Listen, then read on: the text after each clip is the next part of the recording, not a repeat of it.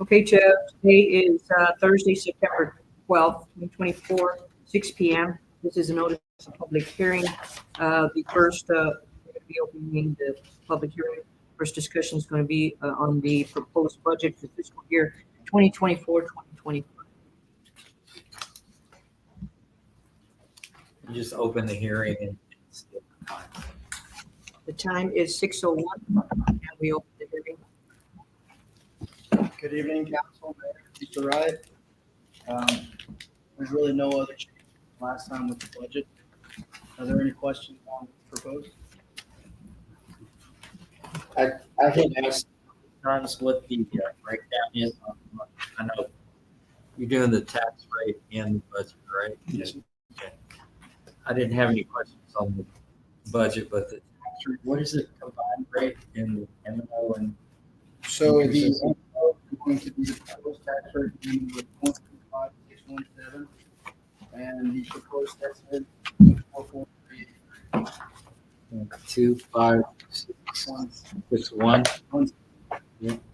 1.44. 383. 40-40, What's up? 40-40, 142. 383. That's the interest in sinking. Yes, sir. How does that compare with last year's? Last year's, I don't have the specific breakdown from last year, but we had a big jump from what we're gonna collect in the debt service. This year in the debt service, we're gonna collect $1,011,122, and last year's collection was $889,531.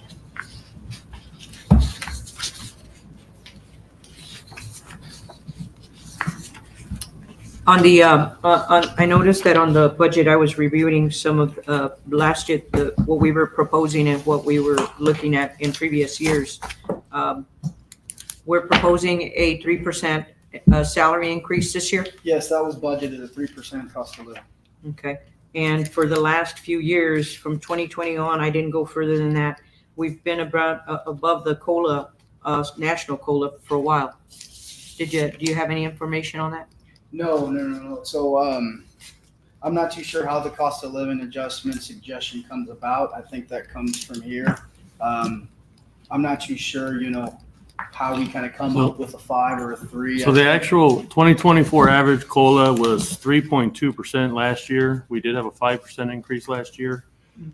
Projected 2025 COLA is for federal level is 2.57. Social Security is 2.50. We put it at 3%. Yeah, and I know in 23 and 22, the national was 3.2 when we were at 10%, and 8.7 the year before that, and we were at 5. So that one went up a little bit, but now we're looking at 3. I know recently we had done some of those increases to some of those employees that were under the $15 rate. My recommendation when I was looking at, just so that we can start adjusting some of our salaries and things like that, I feel like the administration side is a little upright, as I would call it. I think the guys in the field are still lacking in it. Knowing that we've kind of had a good COLAs for the past few years, the last 5 years, I would consider lowering that COLA even from 3. But I still want to take care of the guys in the field. Those guys are always out there working. And I know they've been shorthanded and things like that. So I think it's something that we might look at as a council. The other thing that I noticed on looking at several budgets in a row was the difference in OT overtime. The OT seems to, the sewage, for instance, I think we budgeted 5,000 last year, but they almost went over 40,000. So I think that OT needs to come back and play, and we need some adjustments, and from that disparity as well. I don't know how the council feels about some of that. I feel like some of the salaries are good. And looking at the budget and comparing it from year to year, 2 employees that I saw looked like if we adjusted them, put them on salary, that would adjust some of that overtime as well. I don't know, something to Are consider. they supervisors or just regular labor? Supervisors, all supervisors are on salary, or let's put it, the public works director and utilities director is on salary. Department, say the crew leaders they're not, they are still by the hour. The biggest issue we have is that the skill set of the employee. Not everybody can do everything, and there are just, unfortunately, there's one guy that can do most of the work, and he gets most, and his crew get most of the overtime. And it's. Can we do something where, I'm just saying that if it's something, a major work order, it's allowed to do the overtime. If it's something that can be waited for the following day, where we don't accumulate so much overtime, that's where I'm thinking that's where we need to adjust. Yes, and we have, for the last year and a half, we've been focusing on overtime. They are using time clocks now. We're holding them liable as to where we weren't as much before. I did put out a memo last week to the exact fact to the water department specific about, if it's not an emergency, it can wait till the next day. One of the biggest issues in the water is most things are emergencies. We have wells that go down. It has to be addressed immediately. We need to have contractor come in immediately. Something like that is understandable. Right. I'm just saying non-emergency situations where you can wait for the following day. If a little water leak Yeah. running down the street, Yeah. we can wait. We can wait the following day. Yes. And the oversight, I feel like if we had a little more, and they do, the guys do, I have some oversight. I'm looking at more safety. I know we make a few of the guys that have to work on a Saturday, have to be there. They may not have the same skill sets as everybody else, but they should be allotted some of that OT as well. So I think if we can right size that a little bit, that would help. I think that we should strive to be, if we budget something, that we stay within that budget. If we just budget it for paperwork's sake, I don't think that's the way that this council wants to do a Yeah. budget. So that's where in review, and I've been studying this for a couple of 2 or 3 weeks, 4 weeks, for a while, but I think that those are some considerations we should take.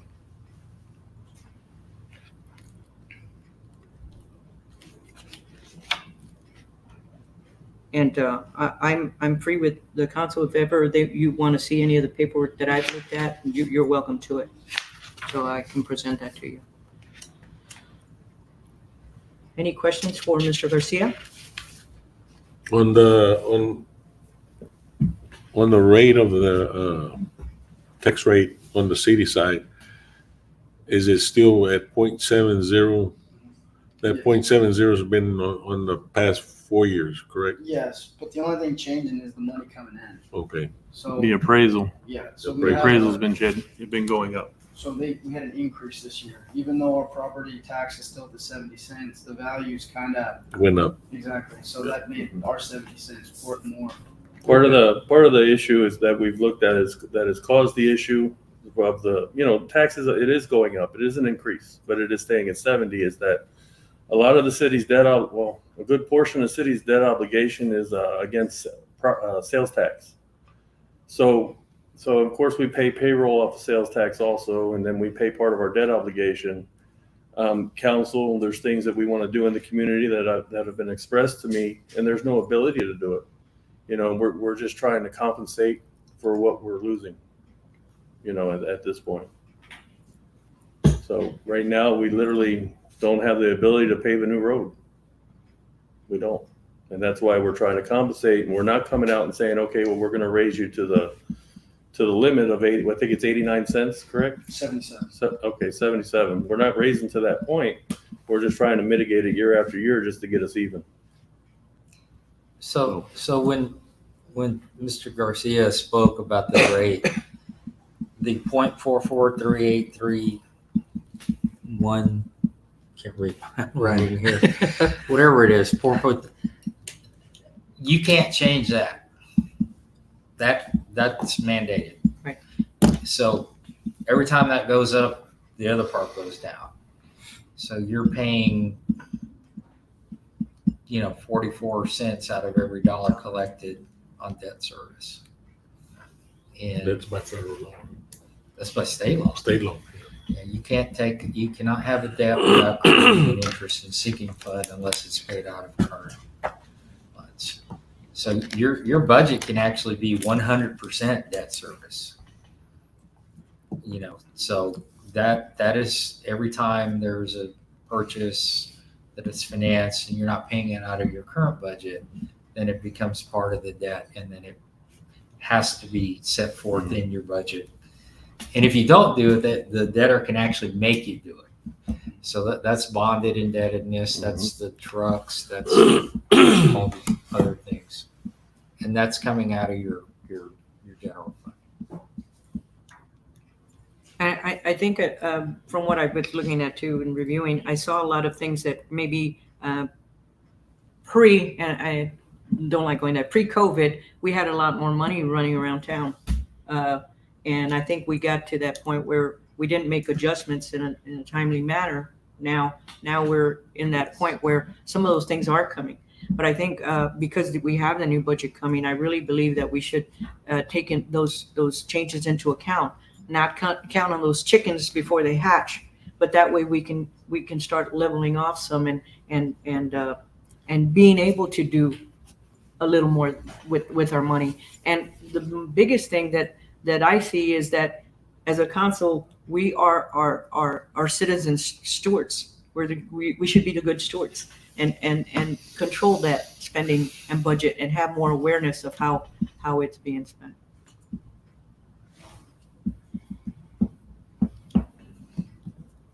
On the COLA, what do you recommend? I mean, it's good to look. What's the best interest for the city taxpayers and the as long as employees? we're keeping up with what's given to us by the federal government, I think Yeah. we're pretty in line with that. Yeah, it's partly that I've been here probably 13 years, going on 13 years now. I've never had less than a 5% cost of living adjustment. 3% is the difference. It's 2%, less.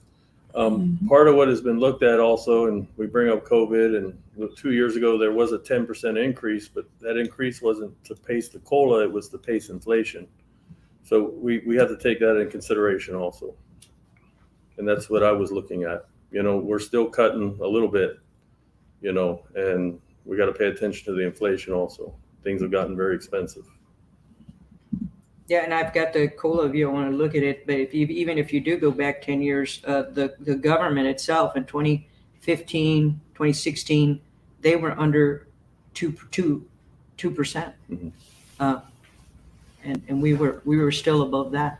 So the thing we didn't take into account, I guess, as David and I had spoken in the past, was we didn't take into account those rate increases like the rest of the country did. That's what we talked about last time as well.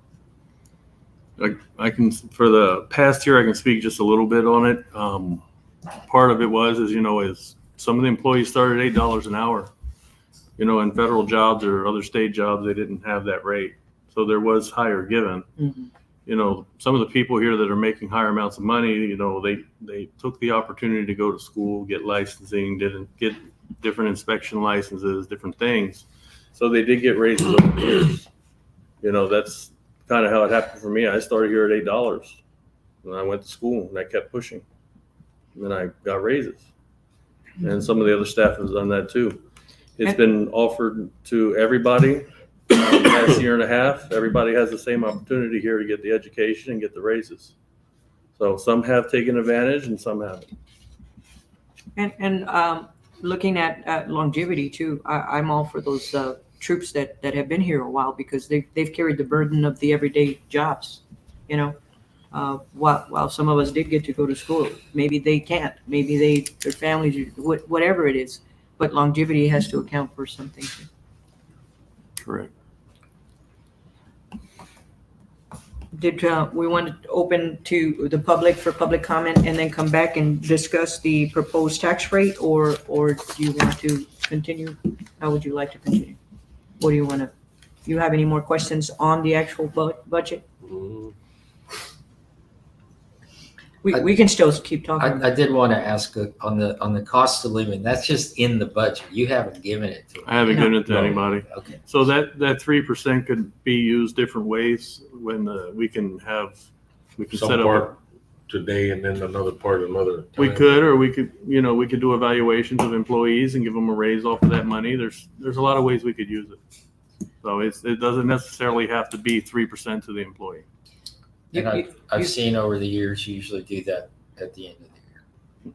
That's correct. You could take it and do 1%, say administratively. I'm thinking they're pretty, what I looked at and the salaries, because I've asked for all of it, they're pretty good. The administrative in the office, the guys in the field are the ones, we could do 1% on them and 2% on the outside, or whatever variation. The 3% is just a recommendation. Mayor, if I may, Yes. if we have a cap on certain employees, we still do give them a percentage of cost of living? Yes. Yes. Okay, So I confirmed that. It was, if you do a cost of living, that's It's- separate than a raise. So Okay. it kind of just pushes you up, right? okay, great, thank you. And there's Because we still something, have some employees that are laborers that doing $12 an hour, 13, $12.50. everybody's at 15, right? 15 at this point, everybody is. Mhm. That was We had approved. some that were We under did. 15, yeah. We We had did. some at 1098 and 1198 or something like that. They were, We took them up to 50. So I think the last time I heard I don't know if it's the annualized rate, but I think the current rate of inflation is about 4%. So that's monthly though. Right, So it'll go up and down, but it's going down, right, thank God. right. So Yeah, there's a huge difference with inflation prior to COVID. I can see that at the grocery store, and I'm sure everyone else can too.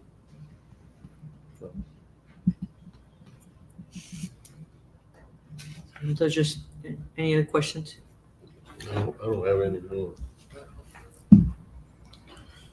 So those are the two things, big things, just wanted the council to know that I looked at was the OT and, some of the other things have to be, there's expenses, the water pumps go, the things like that, gas lines, those have to be, it's understandable.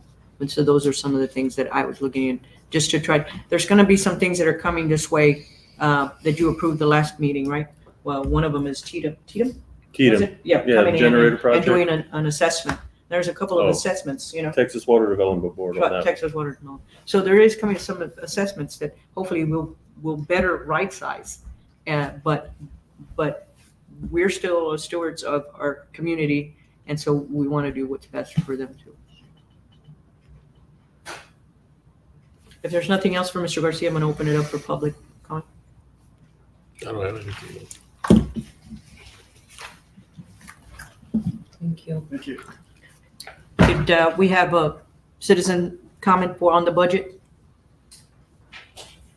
Mayor. Mr. Simon? You have 3 minutes, sir. Go ahead. Pardon? You have the 3 minutes allotted. Go ahead. Mr. So Simon? there's two things. One is the budget and the other was the tax rate. It gives me the impression, because I've been here before, that whatever the consumer brings here is trash into the waste basket and nobody pays attention to it. And we continue the same process of doing business. On the tax rate, I expressed the fact that we're having a lot of inflation and a lot of people are having a hard time coming up with additional money. So I think my recommendation is that we at least keep the rate where it's at. Principles of accounting, the simplest, the most elementary is if you don't have enough money, you don't spend it. You are elected to represent and reserve and protect the resources of the community. Identifying that you're not cost effective, the first thing you do, you look at why are you not cost effective? You look at the internal system and you start identifying where you're gonna cut and where you're gonna freeze. When you're talking about overtime, maybe you ought to substitute compensatory time for overtime. There's also a criteria on how people become salary employees. After they reach a certain amount of revenue, you can start looking at them and making them salary to work at your discretion and perhaps maximizing the utilization of that staff. So from a taxpayer point of view, I think that before we even look at tax rates and trying to generate more money at the expense of the consumer, we ought to look at how we run our business and try to be more cost effective. The last time freezing was mentioned, you can freeze anything you want until you get a grasp of what you're going to need.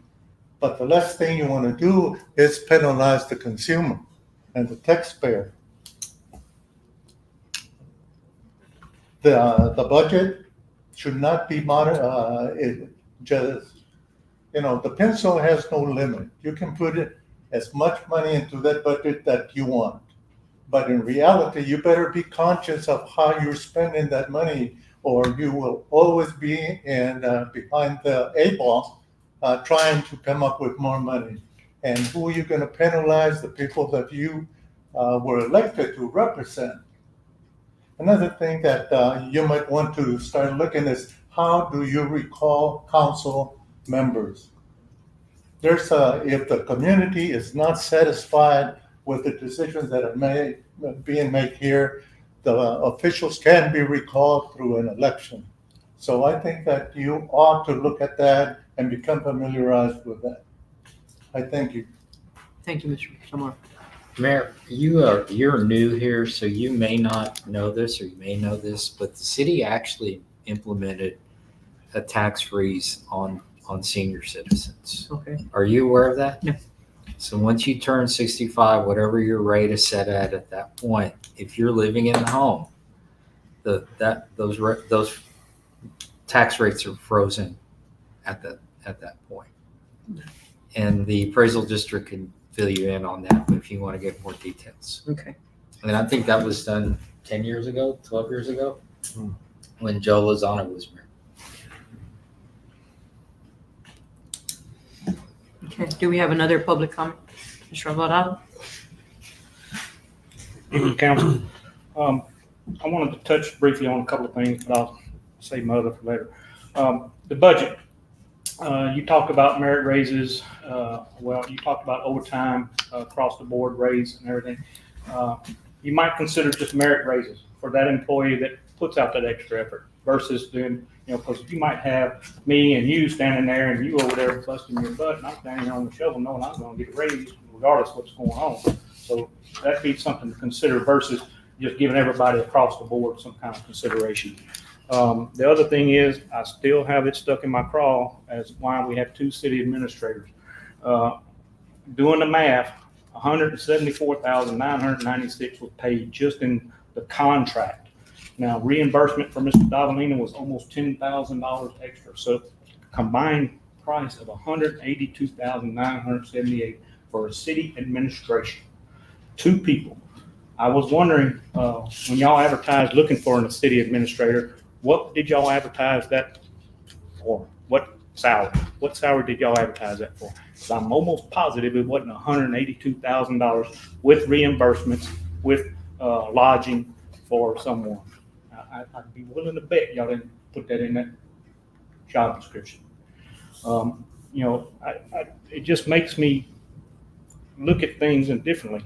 I get on Google, I go to TML, and I look at stuff. I punch in the numbers for a city of this size, city of the population, and some of the salaries here are just outrageous. Some of them are underrated, but some of these people need to be put in check. You talk about putting caps on things. Yes, you can put caps on things. Everything can be adjusted, by the council. That's your option. You have that authority to make those adjustments. But I just don't agree with having two city administrators doing the job when you only need one. Y'all need to make a decision on who y'all want to put in charge. And if y'all need somebody else, advertise for it. You got $182,000. You can throw some money out there now. So I'll leave that for next discussion. Thank you. At this time, do we have any other questions for our accountant, Mr. Garcia? Typically, Mayor, before you close the public hearing, you would state what action the council's going to And we take, have when, not taken when the next hearing is going to be, so that the people are here will know. And I think you do have another here. This is the last one. We've already, this is our second hearing. So the budget will be adopted what day? I believe it's going to be the 26th. Okay. So we'll have a council meeting. That'll be just that one item. Yeah, this is the second hearing. So no decisions were made, no budget has been approved, just recommendations of what we considered. Any other public speakers? Anyone else want to have a comment on the budget?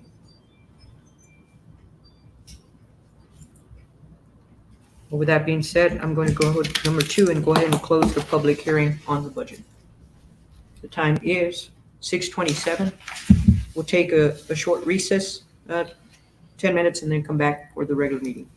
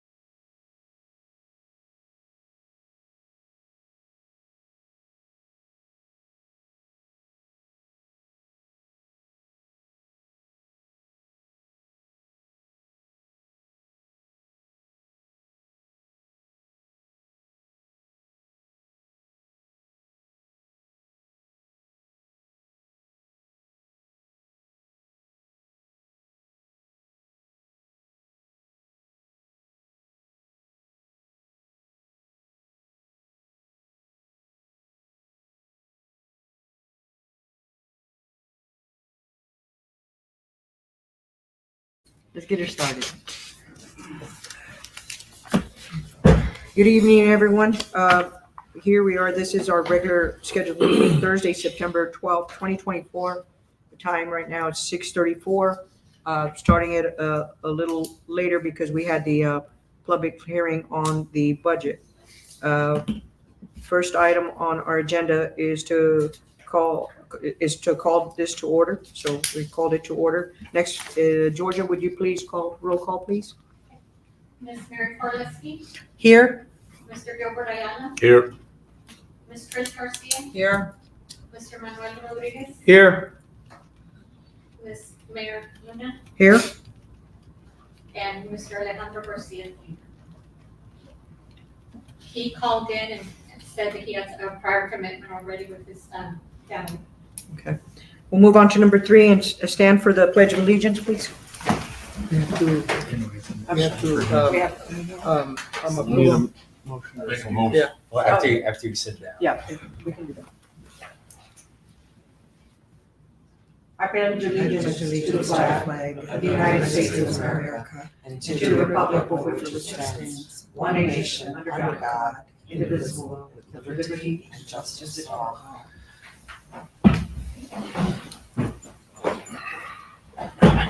Okay, since I had a hiccup, he had a prior commitment. Do I have a motion to excuse Mr.? Do I have a second motion to excuse? Okay, all in favor of excusing Mr. Councilman Garcia? Aye. Any opposed? Motion passes. Now we go to the next item. First item is citizens to be heard. I believe we have Mr. Alfredo Zamora on the list. Well, I'm just gonna repeat myself.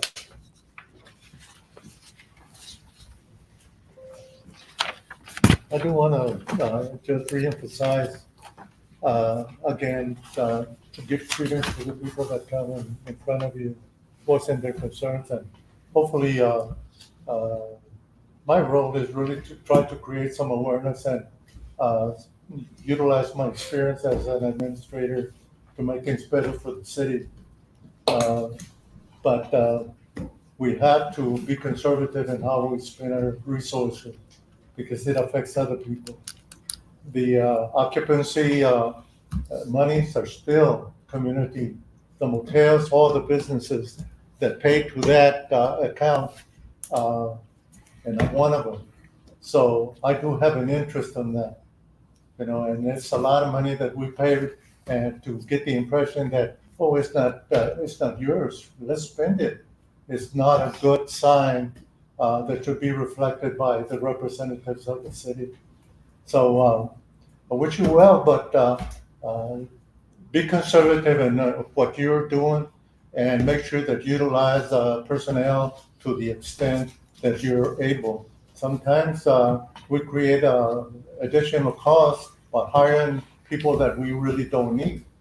So assessment of what the employees can do must be taken into consideration, and good supervision is a must. Thank you. Mr. Alvarado?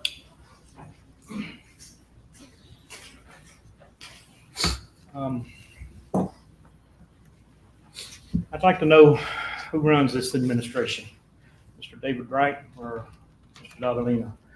I'm also told that this is a council administration.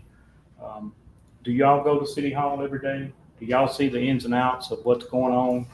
Do y'all see the workings of what the mayor does? The mayor is the elected official. The mayor should be the appointing authority.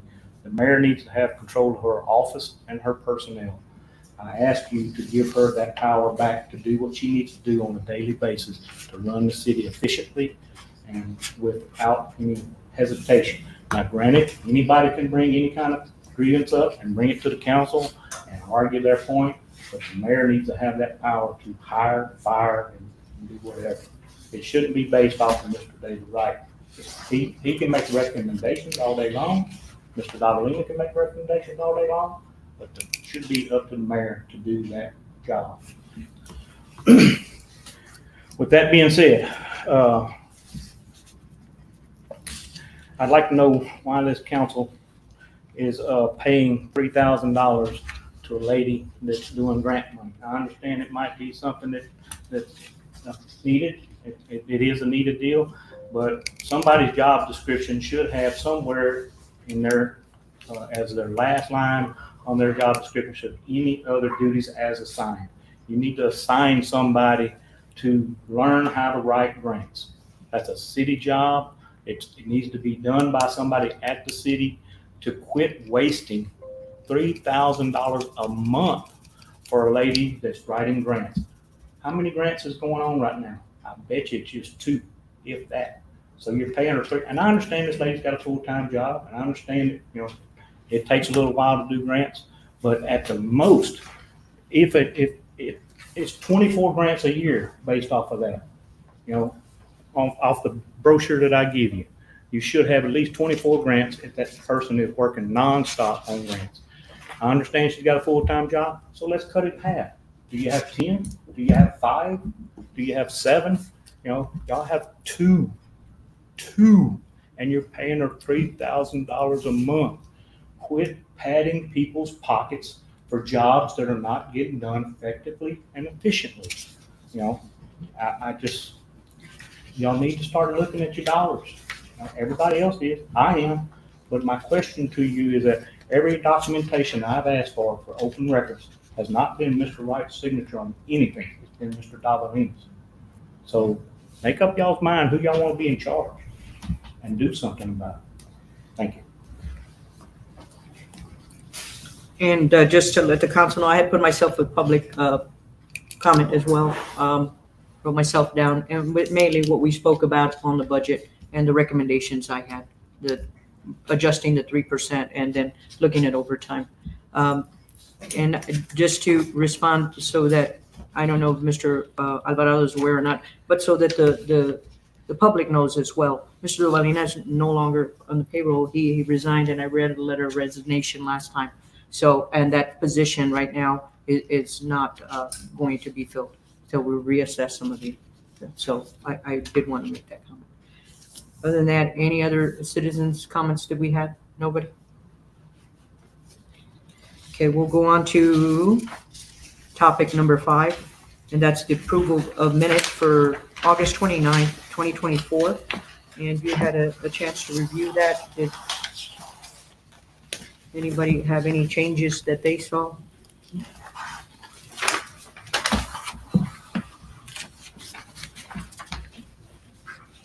The only thing I see, Mayor, is that we didn't start the meeting at 6, it was 6:30 because of the hearing. The hearing Other than that, I make a motion that we accept it as written with that change. with that change at 6:30? Second. And then the only thing I saw was that they had Mr. Garcia as mayor.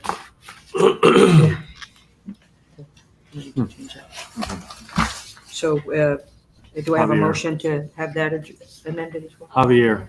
Yes.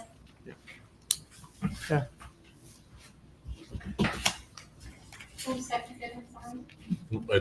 I didn't have a motion yet. She Yes, did. first I one made the was- motion, he Yeah, seconded. Seconded, okay.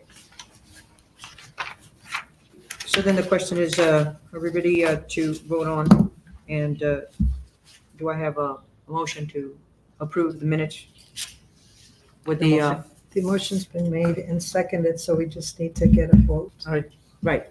Yeah. So are we ready to vote, is what I asked. Yes, All in favor? all in Okay. favor? Aye. Aye. Okay, yeah, there's a motion, second vote. Okay. Right, we got that. We're good? All in favor? Aye. Nay? And minutes are approved.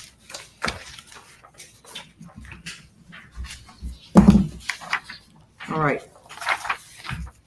Next one's resolution and ordinances to be approved. This is the discussion and possible action and ordinance of the City of Cotulla, Texas, amending City of Cotulla council meetings procedures, including compliance with Robert's Rules of Order, establishing rules for decorum and debate, and setting an effective date.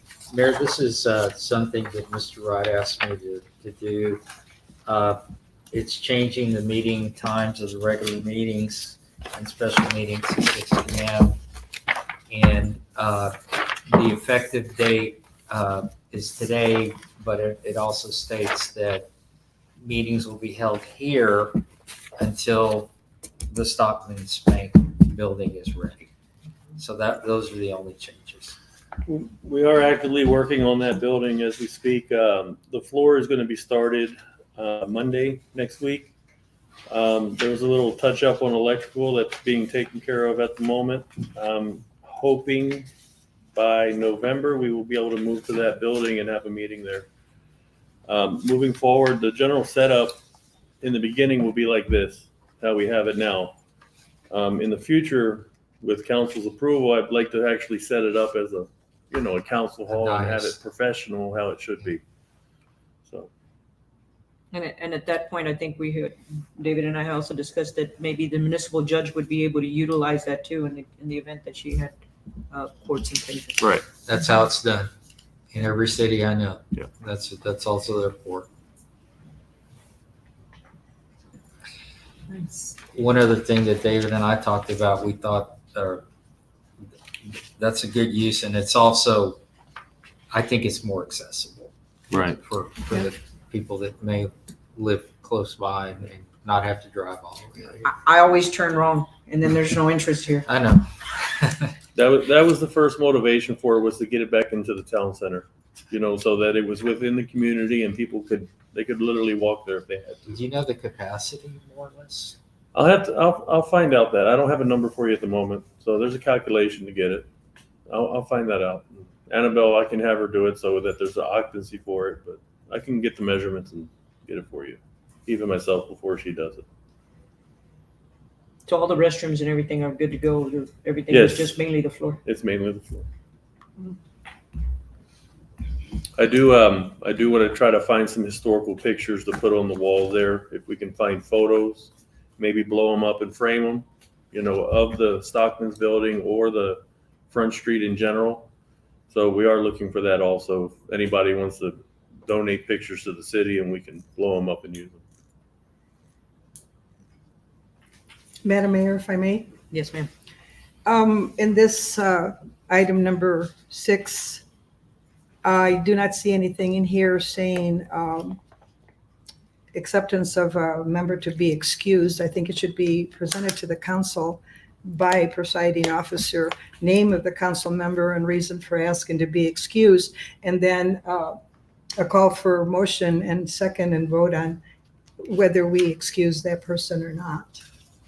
So I believe that should be under, but that's up to the attorney to say we can or cannot. I think that's typically been handled on an ad hoc basis when people have a legitimate reason for not being at a regular meeting. Special meetings don't count, so you can skip all you want. I guess there's no consequence. Mhm. We can certainly do that. I don't have that prepared for tonight. And I don't know what the council wants to do. And then to add it to the resolution and ordinance, to this document. I can. And then also I would like to ask about if there is 3 consecutive meetings, the council's duty for removal.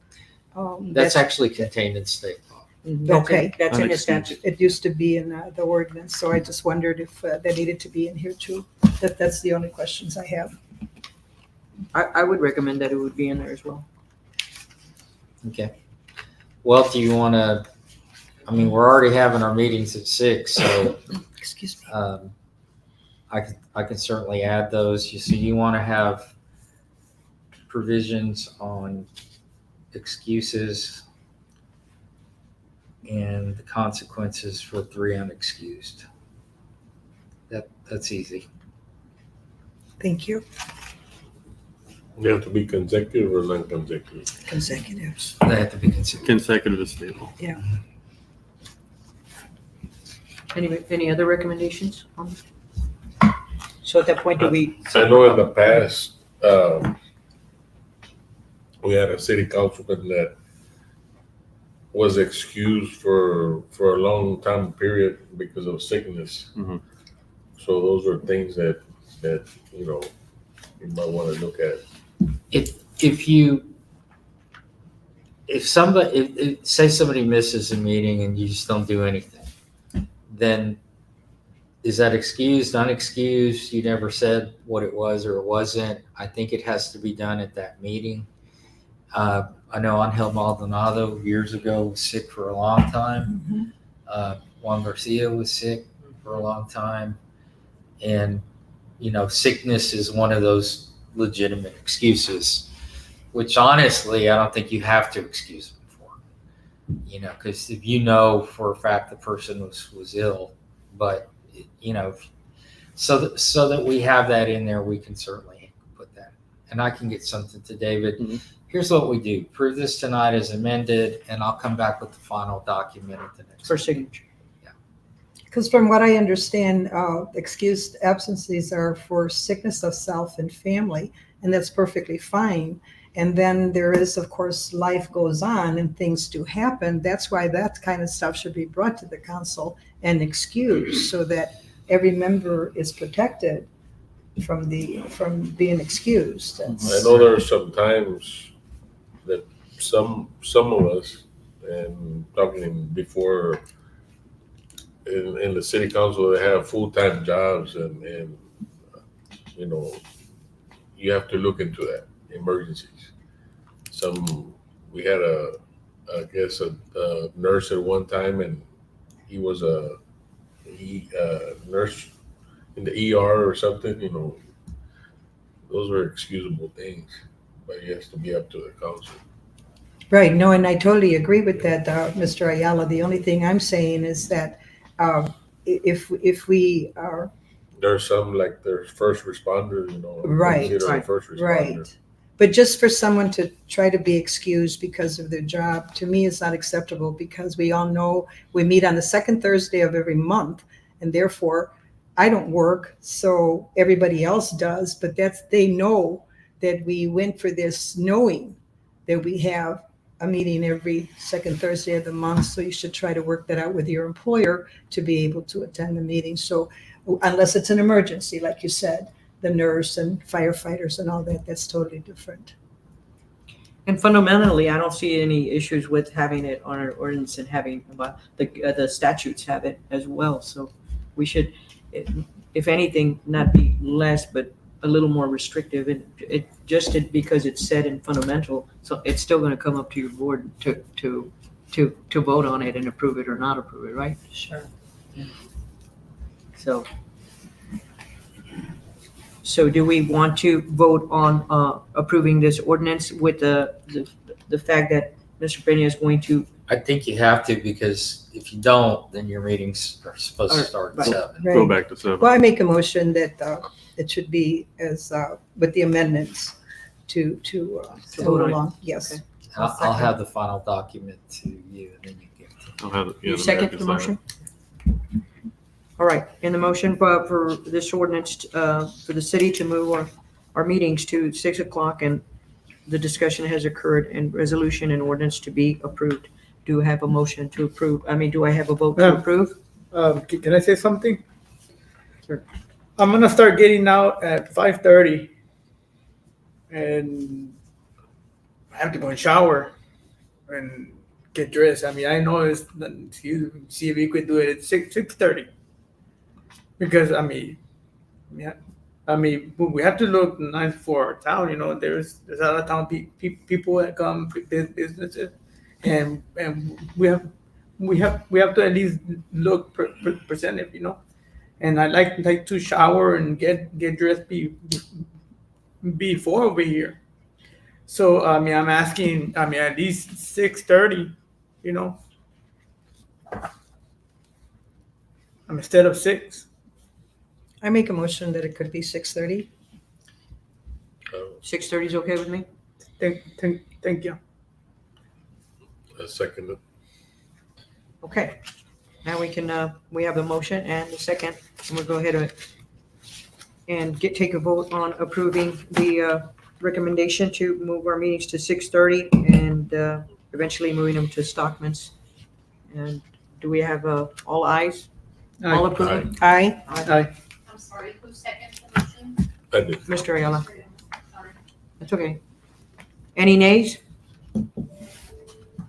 Okay, the ordinance is approved with the amendments. Thank you. Okay, looks like we're gonna be moving number 7 for a little bit.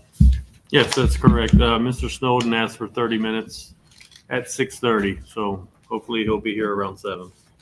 So we're gonna come back to Mr. Snowden at number 7, go on to number 8.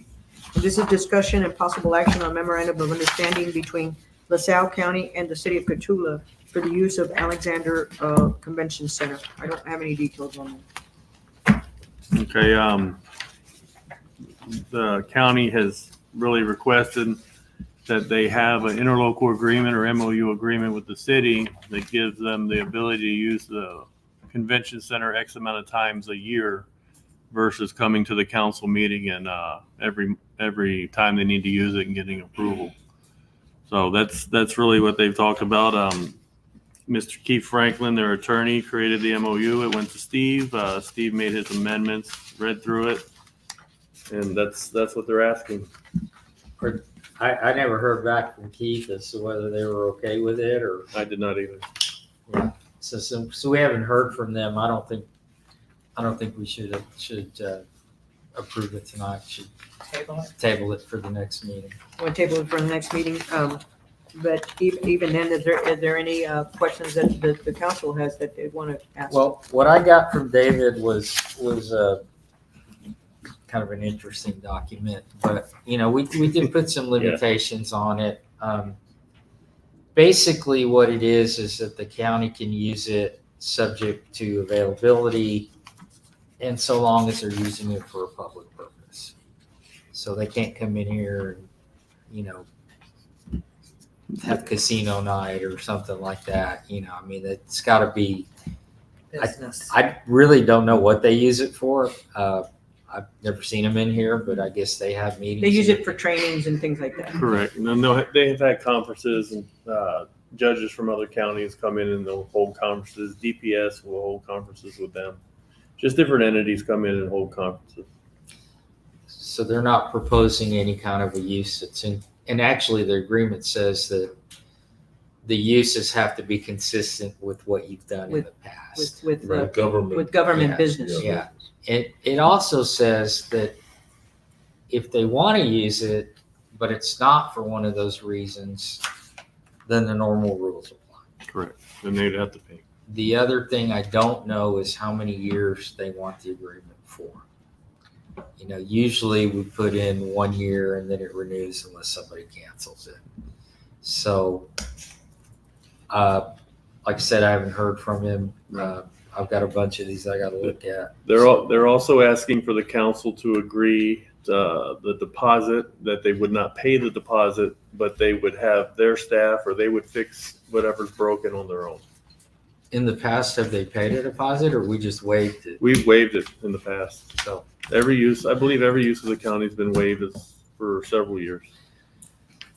So I don't know what the procedure is. Is there like a walk around that goes on every time they use it? That's correct. There's an attendant takes care of the convention center. They usually walk around with the customer prior to the event, and then he'll walk around with the customer after the event and collect the keys. Yeah, correct. So they stay here till it's over. Well, they don't stay here, but the next day there's a cleanup day, and they'll come in and they'll clean up, and they'll do a walk around with them at that time. And this is not the Christmas parties or any of Correct. that, No, it's not nothing like that. intended for that. Business. Yeah, business. That if you do this with the county, I mean, I don't know, maybe you need to do it with the school and maybe you need to do it with the other people, because otherwise you continue to get these requests all the time for the uses. And maybe this is the way to do it. Yeah. Maybe just a suggestion, maybe for local entities like the school. I think a statewide entity, that may be a different situation.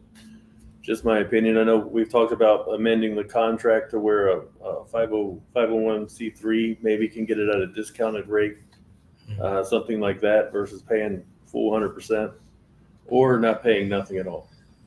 So obviously the city has bills to pay. There's light, there's water. We still pay water even though we own the water. Right. There's still utilities and things that need to be paid for the building maintenance. Insurance. Insurance, yes. So those are things we need to look at. Anything that y'all saw that you want to be added to it? Go ahead. Yes, ma'am. Madam Mayor, if I Yes. may, I read a interesting local government code chapter 252 and government code chapter 2267. It's a donation of city funds. I'm not an attorney, so I might not be interpreting that correctly, but I certainly would like Steve Pena to look at it and advise the board on what exactly that means. We have looked at these things, and typically there's two things you have to do. It has to be for a public benefit, and the city has to maintain control of it. So what you're doing is fine. Okay, great. You know, Thank you. So you, with the agreement, you're maintaining control, you're setting out if they use it for something else, then they don't get to use it. Okay. Or they just pay like everybody else does. Right. So I think it's administratively, it maybe make it a little bit easier for the city. I don't know whose department that is, or I know you have an attendant, but where does that fall under? We have a staff that takes care of the permits for the city. They also take care of the scheduling of the convention center. So, and then your attendant will report to that staff member and let them know if there's any damage or anything like that. Yeah, The well- county has used it before for Christmas parties, the Thanksgiving, like their Thanksgiving luncheon, and for the employees. So And even that is a public purpose. I mean, these are their employees. There's a tie to what you're trying to accomplish as a city. I mean, you don't want to Saturday night, winter ball or something, I mean, but if they're just During having the day. lunch, right, Right. like I said, I haven't heard anything from them. There are some requirements that they provide insurance certificates. And then one of them is notification to us would be on a timely matter. I mean, they would try to give us Right. maybe any 6 months in advance or Right. something. So they're subject to whatever Yeah. prior commitments you already Right. have. And I think this thing is rented out pretty much every weekend, isn't it? Yeah, for the most part. The issue that we were having is that the approvals for it for free, and then we were pushing out other paying customers because of it. So this kind of switches the tables to where they need to notify us in advance, and if we have it booked, then they'll have to move their event. And I think this has come up before, but the city's not making any money off this place. No. What it's charging is not anywhere near what it takes to run it. Exactly. So any individual that comes here and has a wedding or quinceañera or whatever they're doing, it's for the citizens. They're paying taxes, they're maintaining the place. They may think whatever we charge them is horrible, but try to go rent another place. And I think it becomes pretty evident that this is a bargain. And it does need to be controlled so that you don't have people coming in here making a profit off of it. Unless they're, I think LULAC's used it before, and some of the other charities, that do that. Catholic Church. Yeah. So I think it's a good start. I think that Keith, now with the county, is doing a lot of agreements, which probably is not a bad idea. That Makes way business a little easier. it does. Everybody knows what the rules are.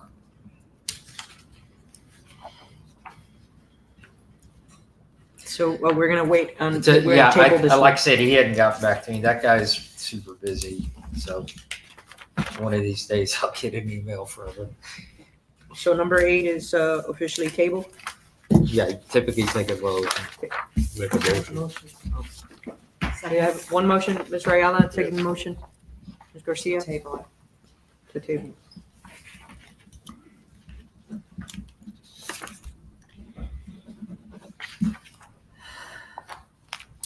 Good on that one? All in favor? All in favor? Aye. All opposed? Motion carries.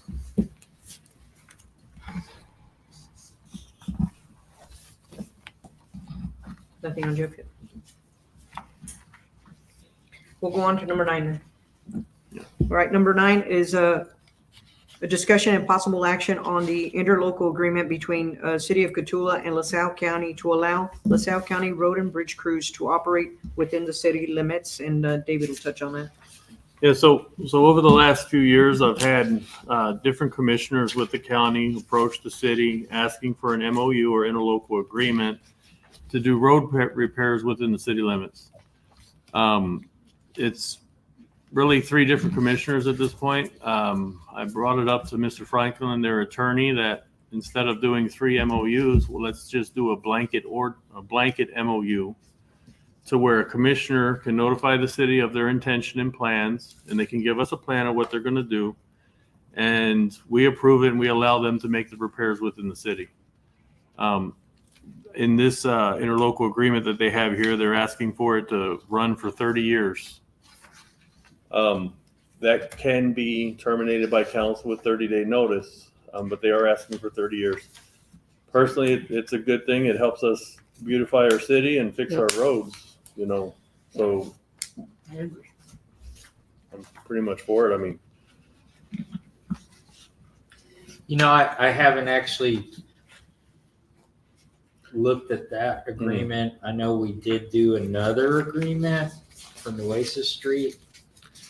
So, what they're asking for in this agreement, and excuse me, I'm sorry, but what they're asking for in this agreement in return is that the precincts, the lots where they keep their equipment, that trash service would be free for them, the term of the agreement, and they agree to fix some of the roads within the city, within their precincts. Generally, with these type of MOUs, we got to give something, and it's really a small thing that we're giving, even if they repair one road within the city limits. so this brings up a point, you know, who's going to be here 30 years from now to remember Right. that we have this agreement? Right. Manuel? He's the youngest, not me. You know, I have, for a while now, you know, one of the things that we have to do as a city, we have to know what our agreements are. Right. I won't be here 30 years from now. I'll be 93 years old. So I don't think I'll be here, you know. So when we make these agreements, we have to know where they are, who has them, where are they, you know, all of these things. I mean, these things don't get, I guess you could record them in the county records if you wanted to, you know. Mr. Franklin's young too, so that's why he's Right, thinking. right. He might be here. Yeah. I don't know how old he is. He'll Here- probably be in his 70s. Here in the near future, I'm hoping to implement a system like MuniCode online to where we can have all our documents in it, and we can put in a keyword and it'll pull that document for us. So that, once again, we're taking the human error out of it, and we'll be able to go into a computer system and find the document. And I think also that we need a master calendar. I thought Juan would be a good choice for that. Somebody goes out on Outlooks and puts it 30 years from now, Right. you We know. need to look at this, yeah. Right, you know, and it pops Yes. up on somebody's calendar somewhere. I mean, But it doesn't always also have to be 30 years, right? No. right. And I think, I don't know why they would want to agree to a 30-year The term. original intent was a yearly basis. Right. Did you negotiate the 30 years? I did not. Okay. I mean, you can do it, but So would we want to maybe have an amendment in there at 5 years at a time, 10 years, or 30 seems like a then you really- got, then you have to know to come back and Yes, redo it. And who's Right. doing that? Somebody at the county Exactly. doing this? Right. You know, I don't know. Yeah. You know, do they have somebody that keeps track of? I hope they do, you know. But the one of the requirements for an interlocal agreement is that all funds to be paid, and there's no funds being paid here, but there are some requirements in the agreement Correct. that says they have to be made from current funds payable by the paying party. And that actually is in the statute. Now, I haven't seen this, I haven't read it. I would ask that you table this one as well. Let me look at it, because I'm sure I'm going to change it, you know, and make a few changes to it. But I think, you know, as we move into the digital age, which we already are, and we continue to do so, You know, I mean, some point we may have a City of Catula app on your iPhone. And you have it all in your Right, right. Those are So computers now. those things are coming. Yeah. And you know, I feel like I get concerned about agreements that are out there. That one thing for sure, if any of us are here on 30 years from now, you're probably not going to be on the city council. So, you know, somebody else is going to have to deal with it. And we really need to know what our agreements are. I mean, we know bonds. I mean, we all know that, right? Mhm. It's on our budget every year, things of that sort. I do get a little concerned about those kinds of agreements for obvious reasons. So, So I would ask that you table let that. it take one. So do we have a motion to table? No, Can go I ahead. please, Yes, ma'am. can I Yes. please comment on this? When I was looking over this too, I did have a question on the 30-year situation. And then the trash service that they're asking for, what kind of trash are we talking about? It's commercial. It'd be a commercial dumpster. Okay, so we would be able to accommodate with that. I wasn't We- sure if we it was would. going to be materials from their job sites or, No, just general trash from their offices. okay, that sounds good. And then also, this interlocal, if accepted, which is going to be tabled for now, I believe it should be like at the last page, parties designated to the following should be sent to the mayor. I think it should be going to the city administrator. And then the city administrator at this point is David Wright. You know, it wouldn't be a bad idea because I know we have a bunch of agreements for Mhm. the city and the county to get together and say, what agreements do we have? Mhm. Like we did something a while back to pick up garbage in Gardendale, and Yes, we they do. gave them a dumpster in Fowlerton. And I mean, Yeah. who knows? And that's the other thing.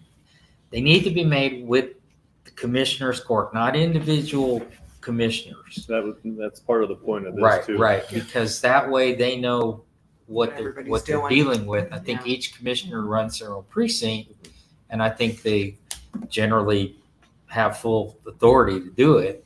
But I think it is better. I would like to see that. I would like to know where these things are. Yeah. You know, and who has them. And forgive me for going on about it, but it is one of the things that I think is really important. Yes, so do I. So the agreement should be sent to and signed by the county judge and the city Right. So administrator. when you approve this will be in your minutes. Right. You'll just have to remember which of the 30 years you approved it in, right? In what month? You know, you want to go through 30 years of minutes to find it. You know, those are things. The other way is to pass an ordinance. We could make a section of our code of ordinances for Mhm. interlocal agreements Mhm. and have them all in there. All There in we there. go. You know, that probably is not a bad idea. You know, I mean, that way it's a permanent record. People can read them. They're in there. They're supplemented. You can get them online. You know, actually, maybe we need to approve these by ordinance That would be good. and put them in a section in our code. Yes. And my recommendation is that the mayor does, since it is the county judge and it should be the mayor, Right. it's still an elected official. Yeah, typically we'll unless have we're just approved the form. Not gonna have a mayor anymore. Yeah. You know, but I would probably add the city secretary to Attest. put the stamp on it. Yeah. But I do think that's a good idea. Let's maybe think about how we can put this. See, the county doesn't have a code of ordinances, right? You know, they just, I don't know what they have. You know, they have county judge orders somewhere, you know, but how are those indexed? Who finds them? Where are they?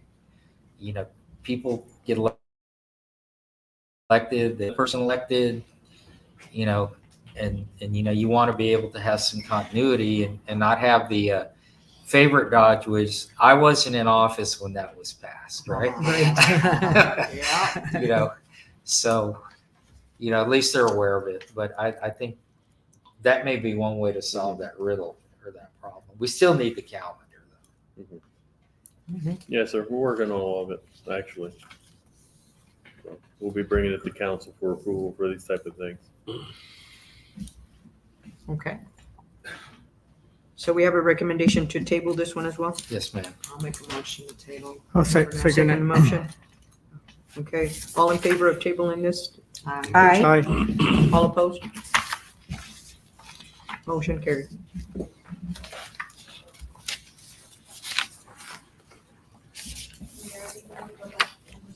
I'm sorry? Yeah, we're gonna find out right now.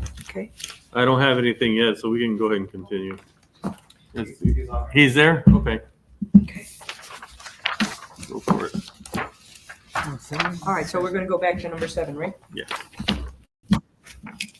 Is the presentation on gas utilities rate by Council Consulting Group. Is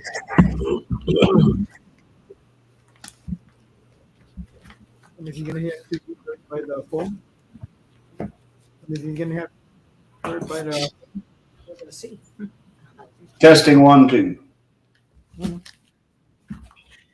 you hear me? Hello, Yes. Jeff. Good evening, everyone. Good evening. I've got a natural gas rate presentation that I'd like to run through with y'all, and glad to answer any questions in the interim. Do y'all have access to my PowerPoint presentation, or would you like me to share the screen? Yes. Go ahead and share it. I'm assuming that this application allows me to share.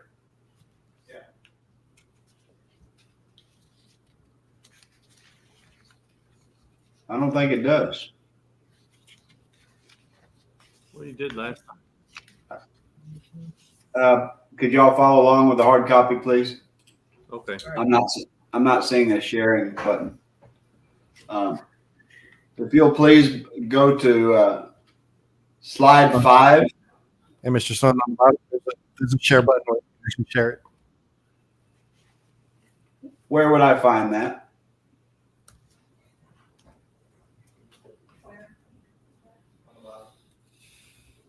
It's on the bottom. It said. I've got on the bottom. I've got mute, stop, settings, present, and leave studio. Present. Present. Okay, let's share screen. There it is. All right.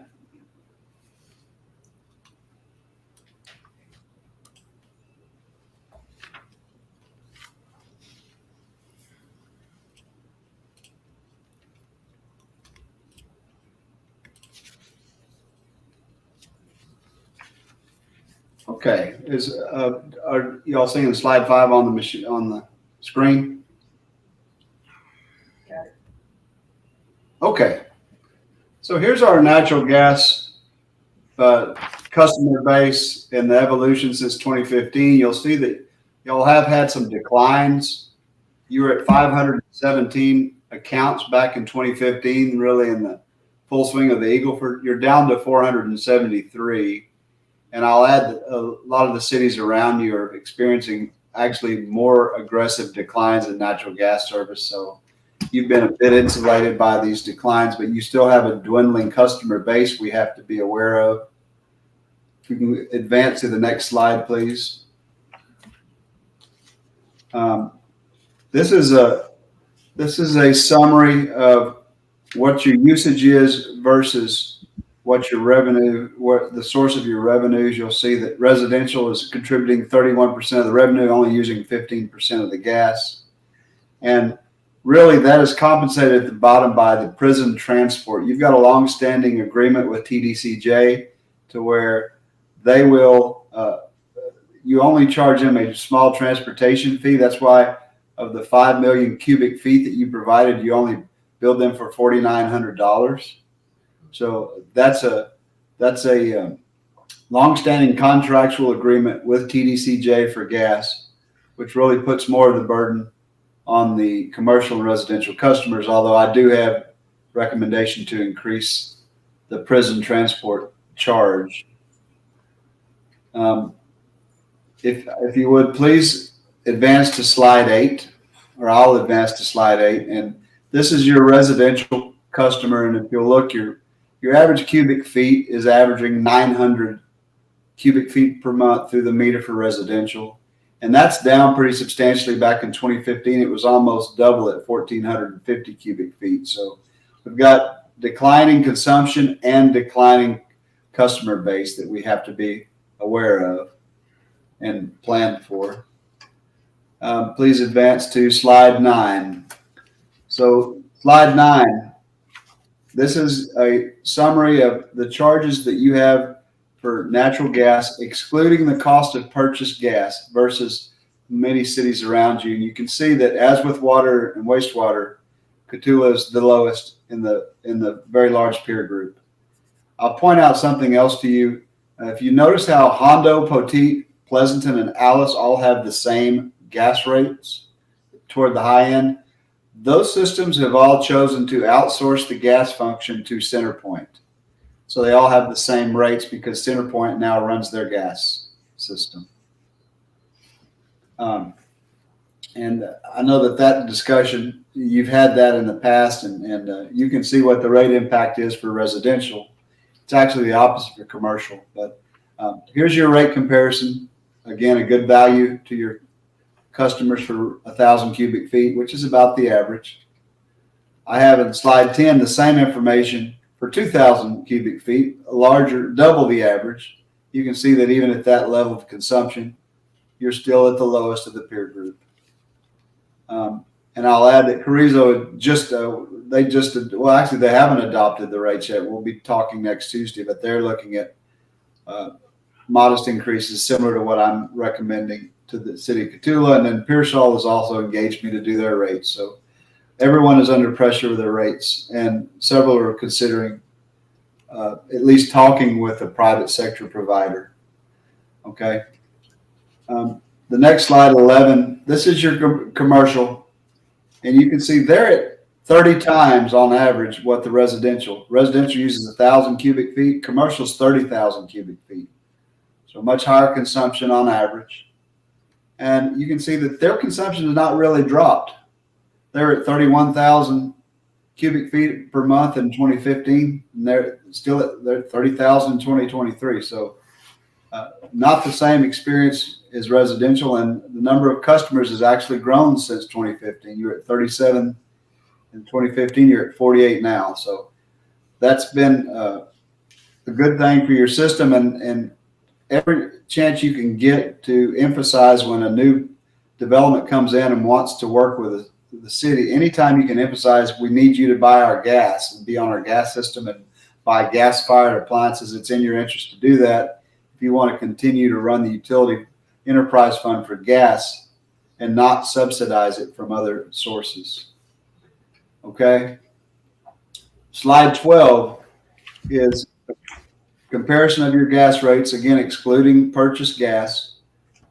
Just as a quick aside, the way that the municipal sector sells gas is they charge a series of flat fees and volumetric rates to pay its own cost, plus a pass-through to pay for the cost of purchased gas. Each month you get a bill for wholesale gas from West Texas Gas, Munigas, and you have to pass that through to your customers. So these charges, in order to compare apples to apples with the other cities, I'm carving that purchased gas out.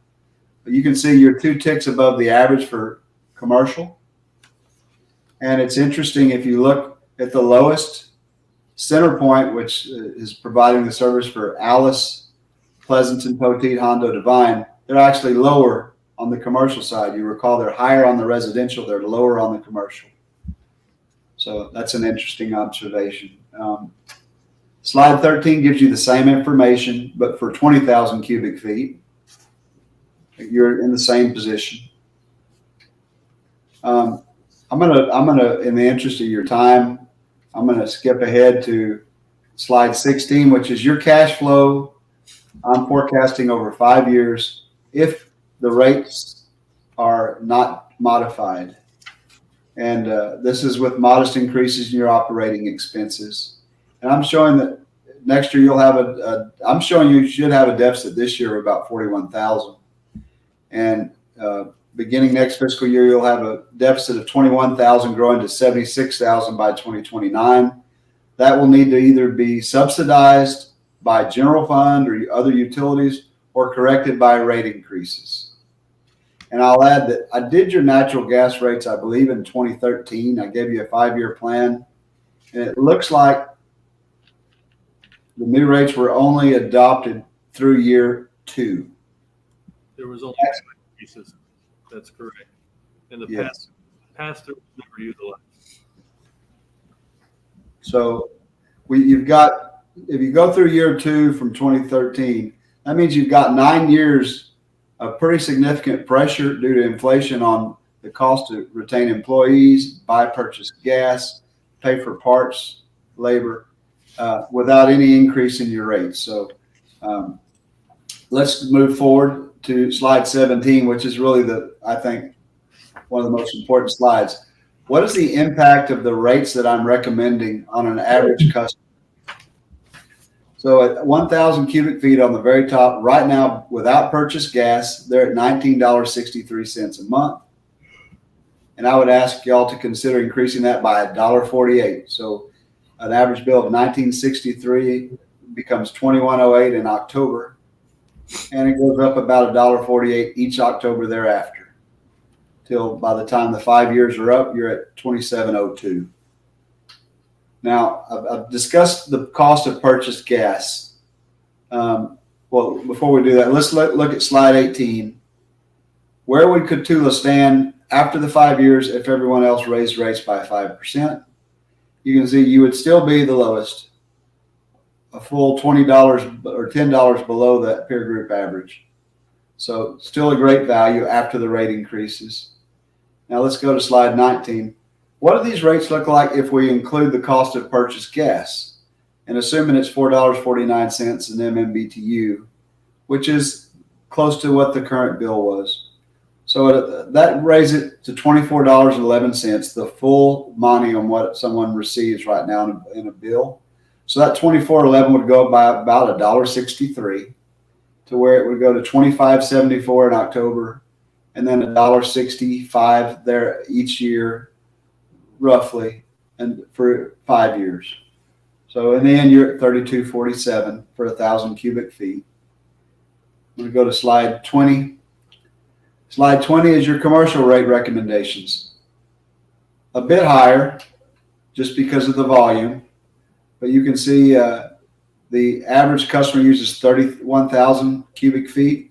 They're at about $240 a month. And I would ask y'all to consider raising that by about $11 each year. So the $240 monthly bill goes to $250.84 in October 1 and ticks up by $10, $11 each year thereafter for the 5-year transition period. How would you compare to the peer group if you were to adopt these rates and the other cities escalated rates by 5% a year? You would still be 2 ticks above the average, although we don't know how the others are going to raise rates. They may choose to raise more aggressively than 5% a year. So in the final analysis, you will be competitive and offer a good value for the gas service.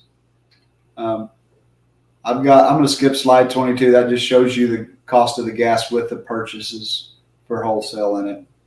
And I'll move on to slide 23, which is a cash flow summary, forecasting out your revenue and expenses, assuming you adopt the rates. And what you can see here is we've got very small surpluses each year, beginning in 2026. We're not proposing rates that would make your natural gas system a cash cow, but it would break even and not require subsidy from any other fund within the city, which of course that's our objective, to make utilities stand alone. So I'm now on recommended next steps. No charged gas accounts. I think that we should run a report to make sure. I was looking at the volume of wholesale gas versus the volume of gas sold through the meter. I see a pretty large discrepancy there. So to the extent we can get your billing system to run an exception report listing the number of customers that receive only the minimum charge each month and no volumetric, no volume. In other words, no meter reading.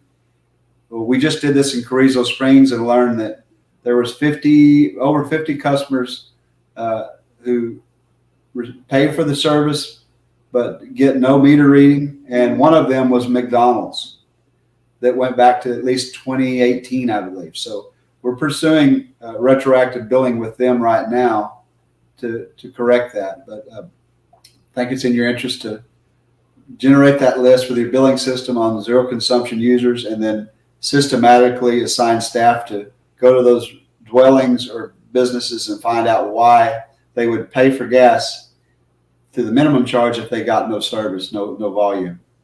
Okay. I have bullet points that say confirmed billing in hundreds of units and confirmed billing in MMBTUs. Mr. Wright and I have had that discussion. There is a monthly action that has to be taken each month where you receive your wholesale gas bill. You input that into a spreadsheet I've prepared for you, and then that will give you the gross number you have to update the billing system with each month prior to generating the bills. And that ensures that you are passing through the cost of wholesale gas correctly. It's my job to listen to staff and council's comments, and if y'all have any, incorporate those into my study. And then ultimately, I have drafted a rate ordinance for your consideration. I believe that your council, Mr. Pena, has reviewed that. So that's the end of my prepared statements, and I'm glad to answer questions and work through next steps with y'all. I have one thing I want to say also, Jeff. Railroad Commission, I think it was 5-6 years ago, they put in new regulations on steel lines in municipalities. It doesn't sound like a high number, but we have 42 miles of line within the city and running up yearly for our service. Predominantly, 90% of that is steel. The city is now required to replace 8% of high-risk lines on an annual basis. So far, that hasn't been too much. But as time persists, they're going to get more stringent with it, and they're going to want us to change out every steel line with poly line, plastic line. A lot of these, as you can see in his rate study here, a lot of your smaller cities are starting to actually sell their system because they're not able to contend with this. So you have CenterPoint, you have these other companies that are coming in. They're buying the system for dirt cheap. They put a contract with the city, 3 or 5 years. We'll keep the rate where you have it, and then after that, they're going to do it for them. We've talked about this in council. When Mr. Bowling was here, it was a subject because we were paying, I think it was $11 CF for the gas. And that was 2 years ago, and the price has dropped since then. But we were losing every day. We were losing money on gas. So it was brought up to the council. At that time, though, the council, and myself and the administration believed that if we sold it, we lost control of it. We lose control of it, we lose control of rate. And that's why we are here where we are today, and we are making the rate increase. The one thing is it will get a little harder. We are going to be mandated to change every gas line within the city limits. So it's going to happen. We started off changing meters. They said, okay, start changing meters. We've done that. Now we're starting to change line. It's light right now. 8% we picked a high risk line. We submit to the Railroad Commission. 8% of that line, I think, was 150 feet. It's not a big deal. But remember, I have 42 miles of steel line. They're not going to let me go 100 years to do it. Eventually, we're going to have to do something. Right now, the rule is 8% of high risk. So, but they can change it. And they very well may. It almost feels with the regulation of the Railroad Commission that they are trying to put the municipality out of business at this point. So, and it seems like they want us to go to the center point, or they want us to go to the bigger company. So to maintain it. The bigger company does come in with lower rates. We don't know if that's going to stay. We've lost that control.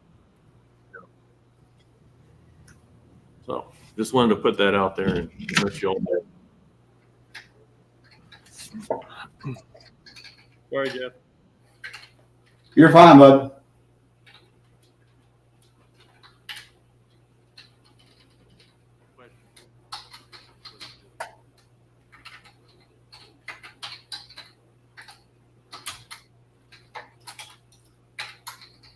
questions on it? No?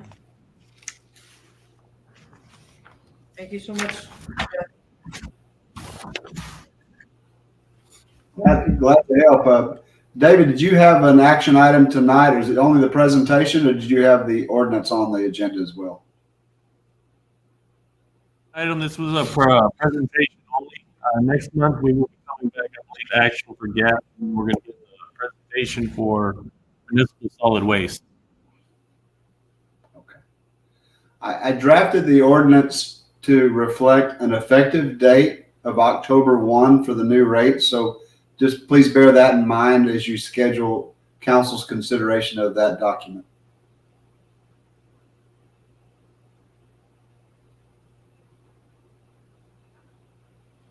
Did you catch that? Hey, Jeff, we have a pretty good echo over there. You can turn the volume down on your computer. Okay. Okay. Is this any better? Yes. Yes.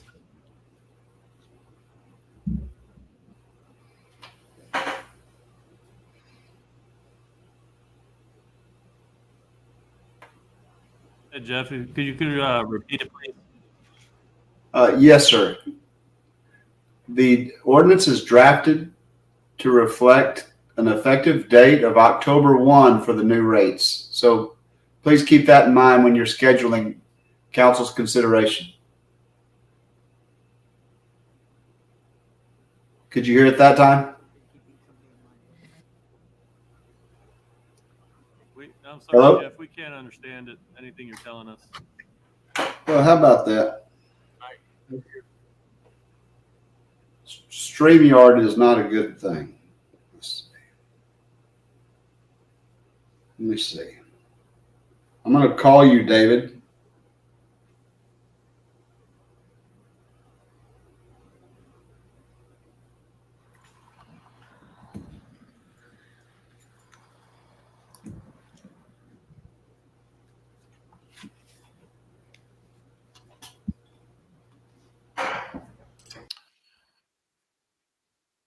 Mr. Snowden, we're here. I've drafted the ordinance to reflect an effective date. So please keep that in mind when you schedule consideration. Okay. Yes, we'll do that. We're going to do that for the water and wastewater also.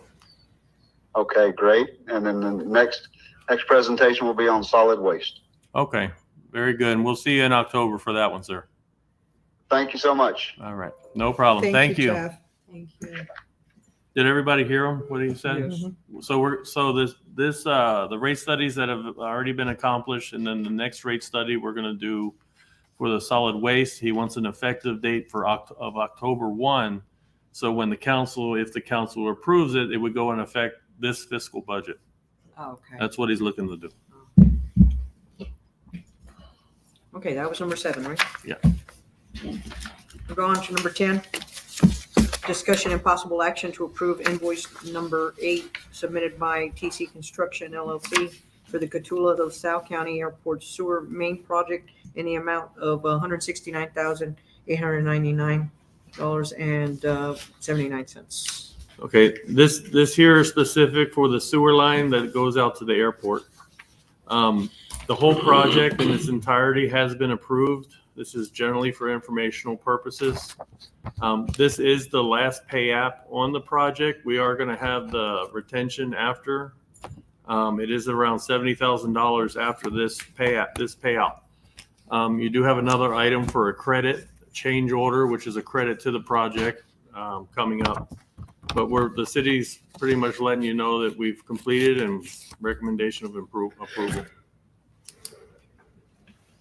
So we need approval from the council to go ahead and pay that. Yeah, they can. I mean, it's been approved. The whole project's been approved, but when we have a big project, we'll bring it for information. And if you want to make a vote, you can do that. Do we have a motion to make a vote? Motion. And Mr. Rodriguez vote motions and Ms. Garcia seconds. Yeah. All in favor of going ahead with the payment to? Aye. Aye. Any nays? Approved. Number 11 is discussion and possible action to approve construction change order number 2 submitted by TC Construction LLC, deducting $43,981 of its original contract price of $1,434,147 and making a new contract. And there is some adds and minuses if you're wondering why it doesn't add up. But that's $1,401 and $32.29. So this is a change order for a credit to the project. The entirety of the project was complete. Some of their line items that are in their mobilization, different areas came in a little cheaper, so they gave us a credit. I have a question on that. Mhm. It says deducting over 43 to the original contract. The original contract is 1434. So if you deduct that from the original contract, it should be $1,390,165 with 25 cents. So I don't know where I'm Okay. Yeah. making a mistake. Well, it may be, I did the math yesterday, it evened out for me. The one thing that was here is there was a prior change order. There was a one property owner here that had some damage to his property. Oh. There was a rental of I think an excavator to fix the issue, and it was a $10,867 rental. So that brought the total project price up to $10,000.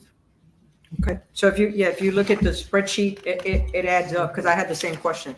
And I was like, wait a minute. that Yeah, doesn't no, add up. looking at that. That's a but different the kind of way- math. Yeah, looking at that, it does come out, but looking at how it's worded. Right, the way it From was worded. original, that's Yes, the only yes, thing that yes. threw me. So they had some original deductions, but then there was some add-in costs, and that's what supplemented that. Correct. Okay. So there does need to be a vote for the change order that gives us the $40,000 credit. I'll make a motion. A second. Aye. All in favor? Aye. Right. Any nays? Motion passes. Number 12, we're going to go into closed session for consultation with attorney, and B for personal matters. And the time is 7:42.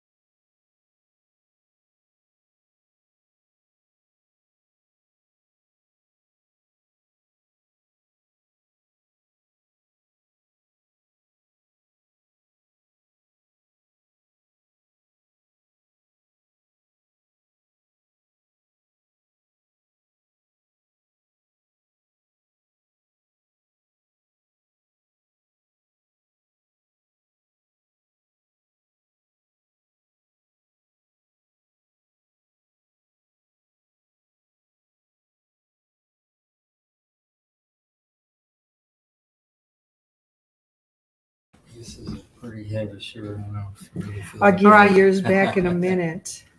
The time is 8:49. We're back in open session. No, we discussed consultation with attorney and personal matters. No approving, we didn't approve anything. We Yeah, didn't. no action. No action was taken. Georgia, we need a certified agenda.